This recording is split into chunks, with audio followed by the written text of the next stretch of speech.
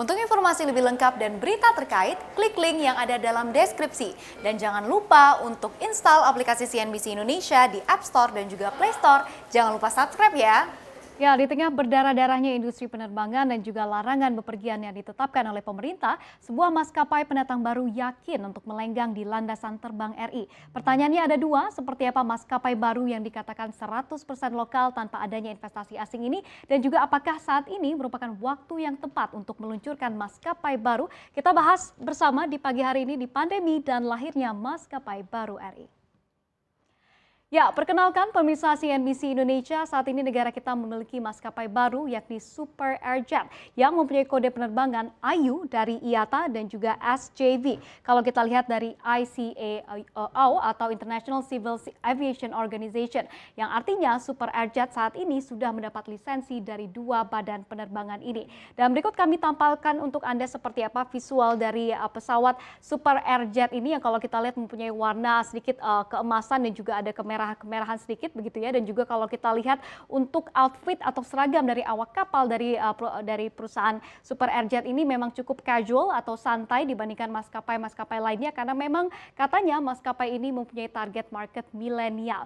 Nah, kemudian kita lihat juga seperti apa nantinya armada-armada yang akan digunakan oleh Super Airjet ini. Berikut kami tampilkan untuk Anda, ini adalah Airbus A320-200 keluaran terbaru dari Airbus yang katanya akan digunakan oleh Super Airjet ini sebagai armada-armada utama mereka yang kalau kita lihat mempunyai kapasitas 180 kursi untuk ekonomi. Jadi bisa kita lihat bahwa memang Super Airjet ini adalah low cost carrier atau LCC begitu ya, karena tidak mempunyai yang namanya kelas bisnis atau business class. Dan juga kalau kita lihat untuk konsepnya sendiri memang ini dibenarkan oleh pihak Super Airjet yang mengatakan bahwa memang konsep mereka adalah super low cost, atau kalau kita lihat ini sebenarnya levelnya lebih di bawah sedikit daripada low carrier cost carrier begitu atau LCCC begitu ya, dengan konsep yang dipatok saat ini adalah super cost karena memang targetnya sekali lagi saya tekankan adalah para milenial dan juga katanya pebisnis muda.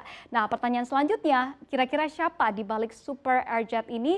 Pengusaha yang di tengah terpuruknya dunia penerbangan saat ini berani berinvestasi dengan meluncurkan maskapai baru di negara kita. Kita lihat di slide berikutnya.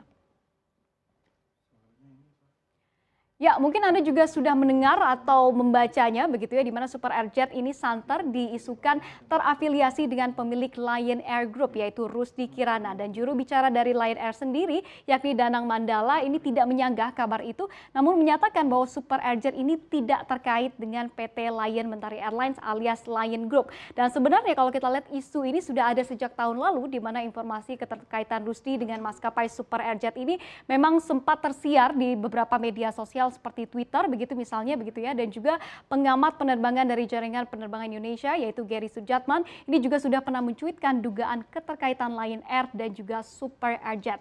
Dan yang menariknya, ex atau mantan General Manager atau GM dari Lion Air Group yakni Ari Azari kini menjabat sebagai CEO dari Super Airjet ini. Jadi kalau benar Super Airjet ini milik Pak Rusdi Kirana, patut kita acungi jempol karena memang sekali lagi saya tekankan tidak ada penyertaan modal asing alias 100% adalah penyertaan modal dari dalam negeri. Dan sekali lagi saya tekankan juga begitu ya, ini diluncurkan maskapai baru ini di tengah pandemi virus corona ini. Nah, keberanian maskapai ini juga membuat orang pasti bertanya-tanya ya, di saat semua maskapai tiarap saat ini ternyata masih ada saja yang berani untuk berinovasi dan juga berinvestasi. Karena kalau kita lihat dan juga kita ketahui pandemi corona ini memang memukul industri penerbangan dan juga industri terkait seperti pariwisata, misalnya yang masuk juga ke dalamnya adalah industri hotel dan juga restoran. Dan kita ketahui juga bahwa kita semua sempat dilarang terbang selama berbulan-bulan lamanya akibat dari pembatasan sosial yang diberlakukan oleh pemerintah bahkan hingga saat ini begitu ya. Dan juga kemudian kita lihat juga sejumlah persyaratan terbang yang tidak kalah ribet seperti tes antigen, Genos sampai PCR yang harganya mahal sebagai persyaratan terbang yang juga pastinya ini akan membuat kita berpikir berkali-kali begitu ya untuk sebelum kita terbang. Nah, dari sisi maskapai sendiri kita ketahui kapasitas ekonomi bahkan sempat dikurangi begitu ya, bahkan hanya diperbolehkan 50 hingga kemudian di 70%. Dan kita ketahui juga di tahun 2021 ini ada larangan mudik yang pastinya dulunya menjadi harapan bagi industri penerbangan untuk meningkatkan load factor atau keterisian penumpang. Namun mudik kita ketahui dilarang pemerintah di tahun 2021 ini. Dan inilah yang membuat kita bertanya, apakah industri penerbangan akan makin ngos-ngosan di tengah pandemi ini? Karena memang kalau kita lihat dipukul dari segala sisi, dari pembatasan bepergian dan juga penumpang yang masih belum ingin begitu ya untuk terbang di tengah pandemi virus corona ini.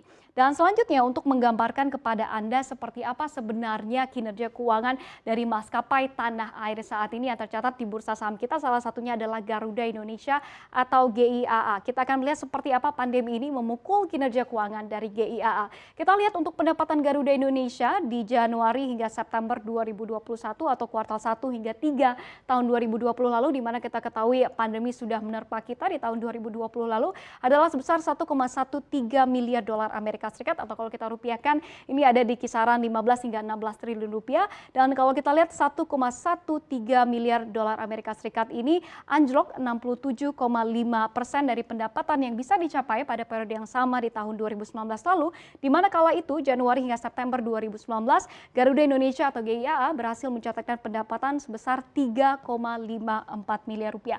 Dan kita ketahui juga bahwa memang tahun 2020 dan juga di tahun 2021 ini bukanlah tahun yang mudah bagi industri penerbangan yang akhirnya harus membuat mereka melakukan sejumlah langkah-langkah efisiensi. Dan kita lihat ini merupakan beberapa langkah efisiensi, salah satunya adalah PHK karyawan besar-besaran yang terjadi di industri penerbangan. Kita lihat untuk Garuda Indonesia di Juni 2020 ada setidaknya 150 dari pilot mereka yang harus di PHK, lalu kemudian PHK ini juga terus berlanjut begitu ya di November 2020, karena itu dia tadi tekanannya memang masih cukup besar begitu ya, di mana November 2020 Garuda terpaksa untuk mem-PHK 700 orang dari karyawan mereka. Lalu kemudian kita lihat juga salah satu penerbangan maskapai terbesar kita yaitu Lion Air Group ini juga demikian begitu ya, harus mem-PHK karyawan mereka untuk survive di tengah pandemi virus corona ini, dan bahkan kalau kita lihat jumlahnya ini sangat banyak sekali, mencapai 2.600 karyawan dan juga beberapa sebenarnya langkah-langkah efisiensi lainnya yang dilakukan oleh kedua maskapai ini. Jadi berikut ini adalah seperti apa sebenarnya keberanian maskapai baru ini untuk mengudara di tengah industri yang masih kesulitan untuk bangkit diterpa pandemi COVID-19 yang sudah setahun lebih hadir di negeri ini. Mampukah nantinya Super Airjet ini meraih minat para milenial dan juga bersaing dengan maskapai-maskapai lain di dalam negeri? Kita nantikan bersama.